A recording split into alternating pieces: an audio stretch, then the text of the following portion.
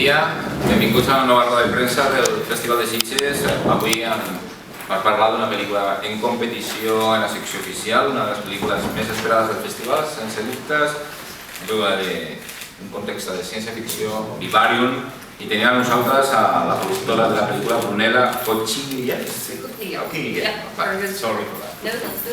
and el director Lorcan Finnegan. Welcome to Sitges, thank you for coming. Y la película se pasa, como sabéis, hoy se pasó el pase de prensa ayer y hoy será la proyección oficial en el auditorio a la noche. Así que comenzamos la rueda de prensa. El director sobre la idea d'aquesta pel·lícula, no sé si ell de petit va tenir algun trauma amb alguna urbanització nova de trinca en què s'ha sentit perdut o no, o si realment això una mica d'on sorgeix la idea d'ambientar la pel·lícula en aquesta urbanització deserta. Where did the idea came from the movie? I mean, did you have any kind of trauma when you were a kid in a suburbia place? That's where it came from? Well, we made a short film, Garrett Chanley, the screenwriter, and I, and Bernard, in 2011 called Foxes, which was more of a supernatural story, but it was about a couple who were living in a ghost estate, which were these kind of phenomena that happened in Ireland where during the economic boom there was all these housing developments built in the middle of nowhere, and the houses were really expensive, but a lot of young couples bought these places and there might be only like one or two people living in a whole development that was really far away from the city, so they'd have to commute, and they sort of spent their lives trapped kind of financially and emotionally in these kind of strange places that are deserted. So after we finished that movie, we were kind of, there was still a lot of themes and ideas that we wanted to carry on into a feature film. At the same time, we were watching this David Attenborough documentary about the life cycle of the European cuckoo. And those two things kind of merged together. And also Garrett Chanley, the writer, had a weird experience on acid walking around a housing development when he was young. And couldn't find his way out. So I think all of those things together kind of merged into the idea for the film. Un film curt abans, que es titula Foxes, que anava sobre una història sobrenatural d'una parella que vivia en l'estat fantasma. Va haver un moment que havia un boom econòmic a Irlanda i es van construir ciutats fora, lluny de la ciutat principal, on moltes parelles joves amb diners anaven a viure. Però es van trobar de repente que un o dos parelles només vivien en aquests immensos vecindarios de suburbia i es trobaven atrapats en un món molt estrany i molt perturbador. Un cop van acabar aquest curt, van tenir diverses idees i van combinar aquest curtmetratge amb un documental de David Attenborough que anava sobre el cuco i els efectes migratoris dels cucos. I el director, el guionista, es va tindre quan era jove, va tindre una experiència amb àcid, una mica complicada, que es va trobar atrapat en un vecindari d'aquests de suburbia sense sortida, sense ries. De tot això va sortir la idea del fill, com el van escriure i després com van treballar la interpretació, sobretot amb l'actor que fa de Martin, que és un dels primers moments impactants de la pel·lícula. Work with the actor. How did you work with the actor? Martin, sorry. Oh, Martin, yeah, that was tricky because he was written as being this kind of funny but weird, kind of unnerving. It was like he was doing an impersonation of a person. So he was hard to cast, so we looked at a lot of people, and some people who actors I thought would be brilliant just weren't being Martin, you know. And then I got a tape from Jonathan Harris. And we were just like, this is amazing, it's perfect.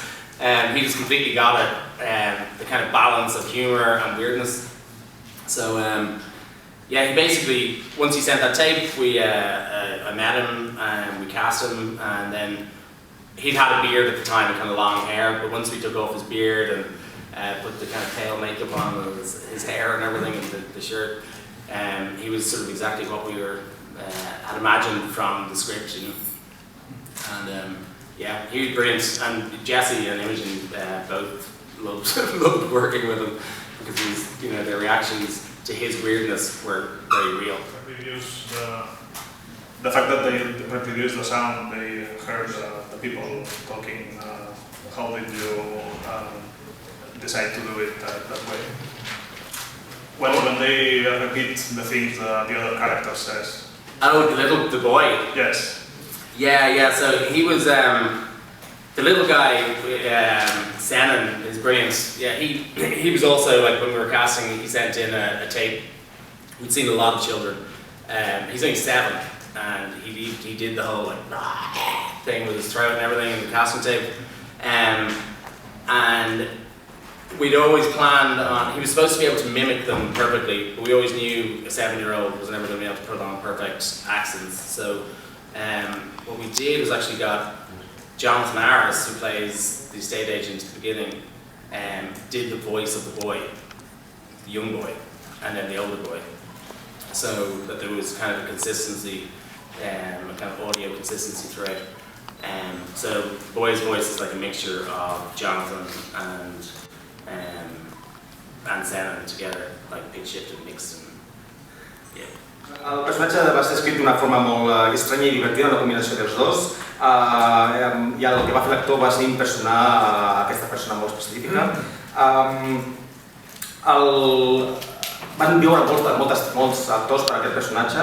La cinta que va enviar el Jonathan, ell va fer-ho perfecte des del principi i es van donar compte que el balanç entre l'humor i estranyesa i cosa estranya funcionava de meravella. Un cop el van trobar-se, portava barba i un pell molt raro, però un cop tot això va marxar, ell va encarnar perfectament el paper i era exactament el que s'havien imaginat.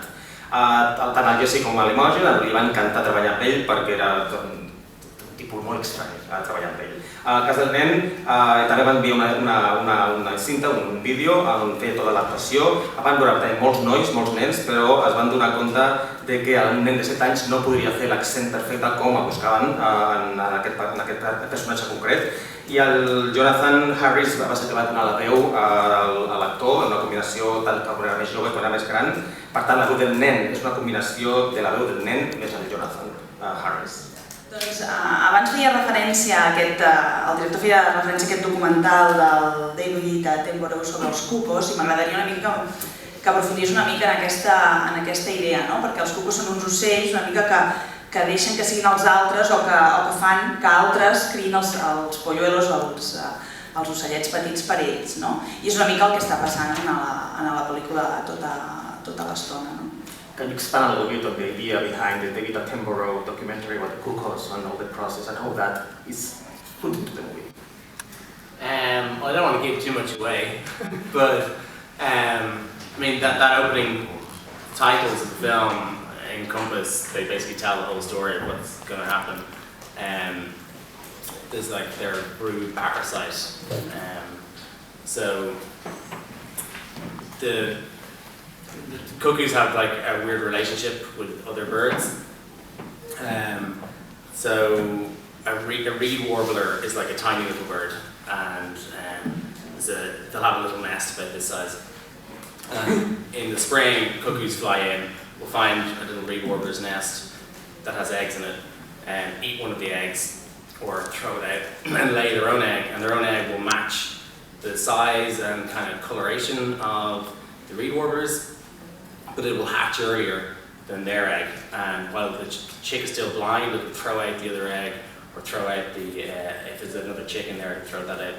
And it mimics the sound of lots of little birds to get fed, because it needs much more food. So the parents feed it and feed it and feed it, it gets bigger and bigger and bigger, until eventually it flies off, goes to North Africa for the winter, comes back in spring, does the same thing. So that was kind of, it's like nature, but it is also very horrific and callous and kind of cold, calculated. We thought there was an element of horror in that, but there's also an element of horror in like estate agents, or well, maybe even like banks or whatever, society kind of capturing young couples and putting them into this social contract that they may not particularly want to have signed up for, and then it becoming kind of horrific. So there's a parallel. So we just took that idea and kind of transposed it onto the social contract. Muchos puntos del argumento, pero la introducción de la película, el comienzo de la película, básicamente explica toda la historia. Las crías parásitas, que es lo que explica el documental de David Attenborough, sigue los cucos, que son unos pájaros muy extraños porque realmente se apoderan del nido de los otros pájaros más débiles. Los pájaros en el verano, los cucos en el verano, en la primavera, encuentran otros nidos en donde básicamente sustituyen el huevo de las crías. Básicamente arrancan, rompen el huevo, tiran la cría, la matan o se la comen y entonces se apoderan del huevo. A partir de ese momento el cuco nace y a partir de ese momento replica exactamente lo que las otras crías están haciendo para que así los pájaros padres de las crías también se comporten como si fueran una cría suya. Una vez ya crecen mucho más que el resto, se van, viajan normalmente, migran a África del Norte y el ciclo continúa en el verano. Básicamente lo que quería hacer era una metáfora con los agentes de bienes raíces, que básicamente crean una sociedad donde capturan a parejas jóvenes para que entren en este mundo básicamente horrible, horrendo y con contenido en el que básicamente es básicamente eso, un paralelismo con la idea de los pájaros, de los cucos en el documental. A mí en el cine fantástico hemos visto muchas películas, el concepto de bucle temporal, de time loop, no sé, películas como Greenhouse Dog, no Greenhouse Day era el atrapado en el tiempo, David Murray, o The Edge of Tomorrow with Tom Cruise, o Happy Death Day to You. Sin embargo, tú nos planteas la novedad que es un bucle del espacio, un bucle espacial. Entonces la pregunta es, ¿cómo planteas este concepto para apartarte de las películas que plantean el bucle temporal y si las has tenido en cuenta precisamente para apartarte de ellas? Fantasy movies, they really deal a lot with time loop stories. Like movies like Groundhog Day or Edge of Tomorrow with Tom Cruise. How do you face the contrast between time loop space movies and your movie that is more, the movies and time loop space time loop movie, and actually the other ones, the more natural, more realistic ones, you mean? No, well, yours is a space loop. Yeah, space, right. Different than the time loop we are used to see. Yeah. You saw them just to get away from them. Yeah, well, the way we imagine it is, I mean, it's open to interpretation, of course, but it's like a quantum trap or something where no matter what way you go, you're going to come back onto yourself, a bit like an Escher. There's an element of surrealism in the movie with the kind of reference to Magritte's paintings and the kind of Escher type environment where everything comes back on top of itself. But to me it was a little bit more like inspired by string theory and quantum mechanics, and it's also at the end of the movie the way, I'm not going to say what happens, but that things are kind of parallel to each other but vibrating at different frequencies, so you can't necessarily see everything at the same time. There's like layers on top of each other, which is similar to string theory about how the universe works. So. Está abierta la interpretación, lógicamente. El suyo es una trampa quantum. No importa dónde vayas, al final siempre terminas acabando en el mismo lugar. Es una trampa total de tiempo. Se inspiró en las referencias en las pinturas griegas y también en el quantum mechanics, las mecánicas quantum, donde el tiempo es paralelo a cada una de las diferentes teorías de cuantos, mecánicas. I try my best. There's a cyclical nature to the movie and to life in general. So that's also part of the kind of everything going in the circle, where everything kind of moving back in an age, or even the number 9 kind of goes into the circle. Esto forma parte de la naturaleza cíclica de la película. Es como y la vida en general. Por esa parte el número 9, que básicamente va girando en sí mismo todo el rato. Cómo ha ido explorando las facetas de sus personajes en la película, que están atrapados en ese bucle, y luego para los dos, ¿qué ha sido lo más complicado complicado de adaptar y con qué habéis disfrutado más a la hora de realizar esa complejidad? What was the most difficult aspect of making the movie and the easiest one? That was the second question. Okay, well, answer that first. The most difficult was combining, it's just technical stuff, because we built a set with like 3 facades of houses in a warehouse in Belgium.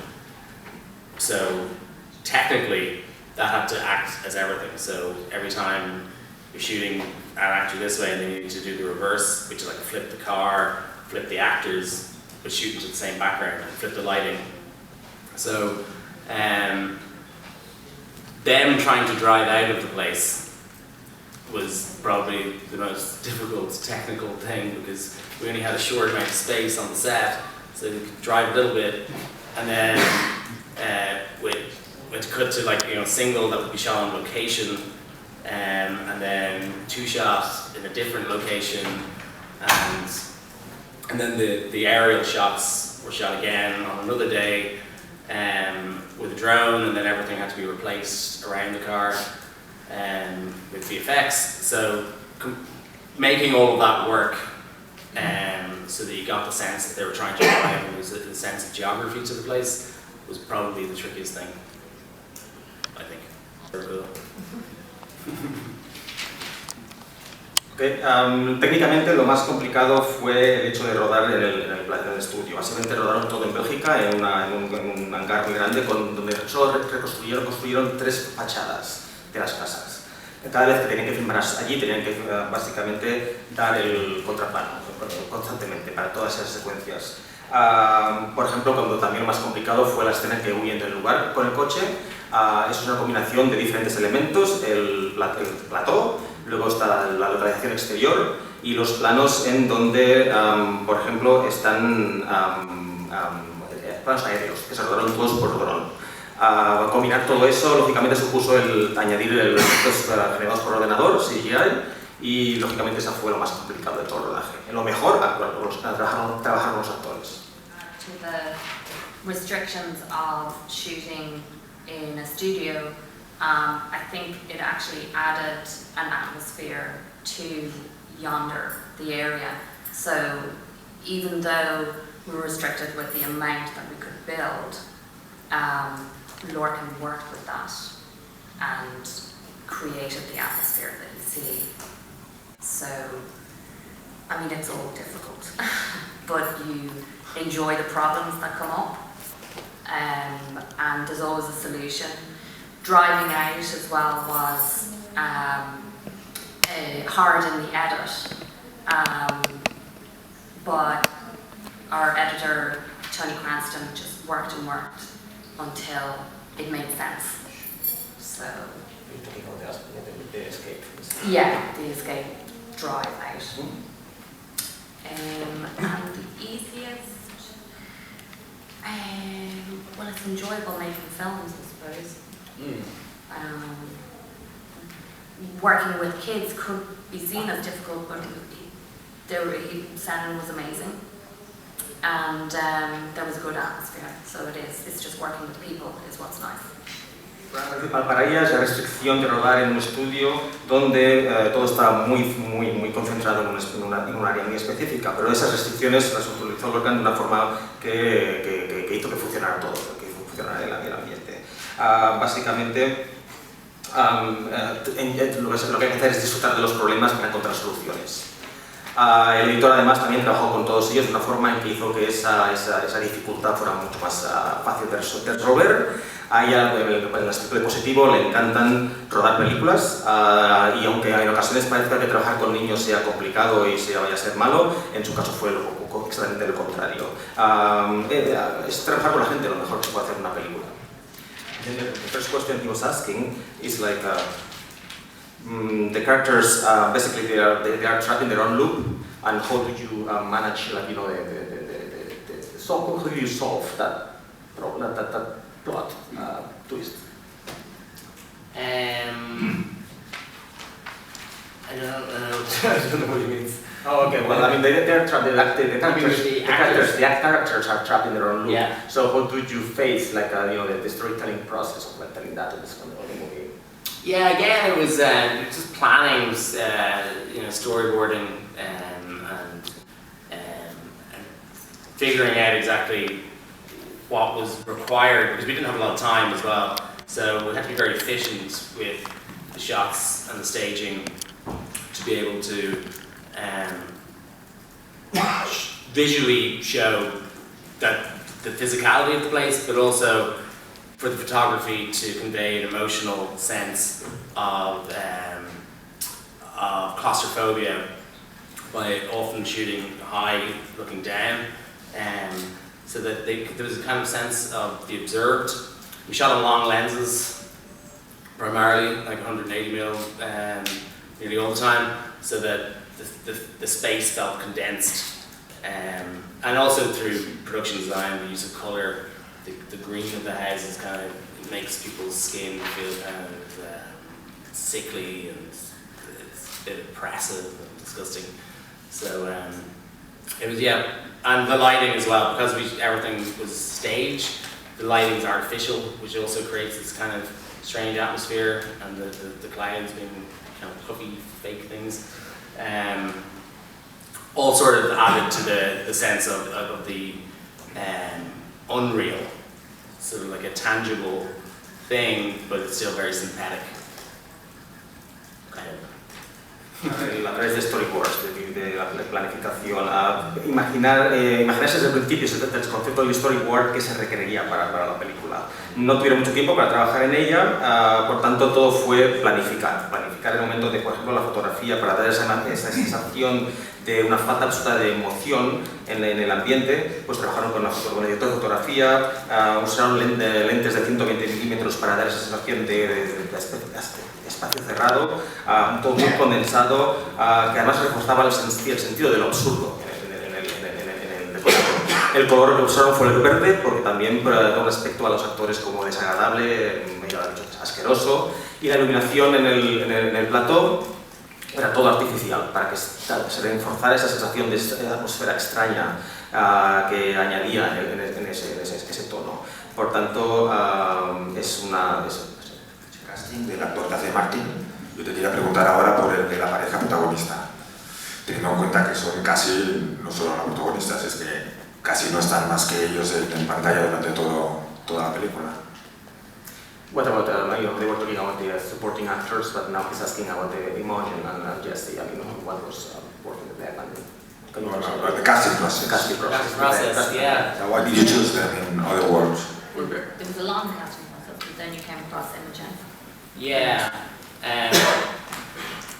So Imogen's agent had read it and really liked it, and she was unavailable for a while. She was working on another movie, and then we eventually met in London, and we talked for hours and hours about movies and art and photography, and we actually didn't even talk about the script at all. We forgot to.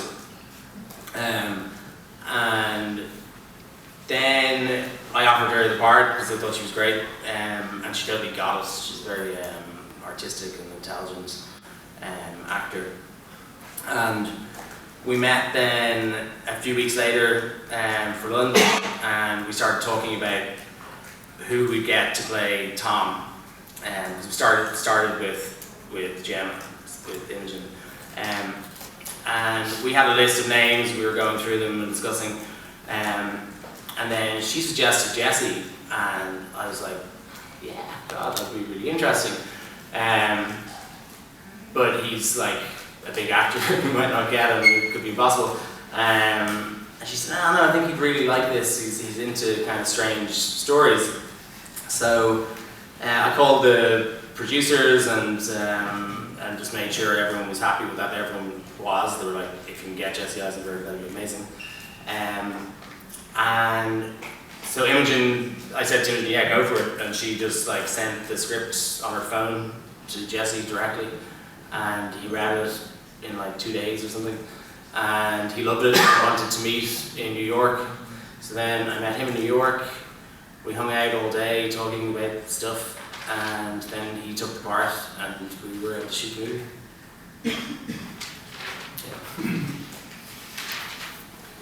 So, todo empezó primero con, bueno, primero ha dicho que era un proceso muy largo desde carrera al reparto, y él ha continuado diciendo que Imogen, primero hablaron con Imogen porque le gustó mucho el guión, ya lo conocían pero no estaba disponible. Después se concitaron más tarde en Londres, hablaron de todo, películas, arte, fotografía, pero nunca del guión. Y eso al final le gustó y le ofreció el papel a ella.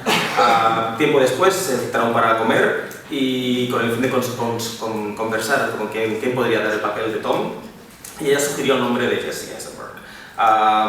Él pensó, bueno, es maravilloso, pero claro, es un actor muy famoso, muy popular, y ¿cómo va a aceptar esta película? Entonces se puso en contacto con los productores y en el momento instantáneo, en aquel momento Imogen le envió el guión a Jessica por el teléfono, a través de su teléfono. A él le encantó, más que nada porque es un fan de este tipo de cine extraño, y se instalaron en Nueva York, donde hablaron de la película y aceptó el proyecto. Brunella, Thank you very much for coming. Thank you.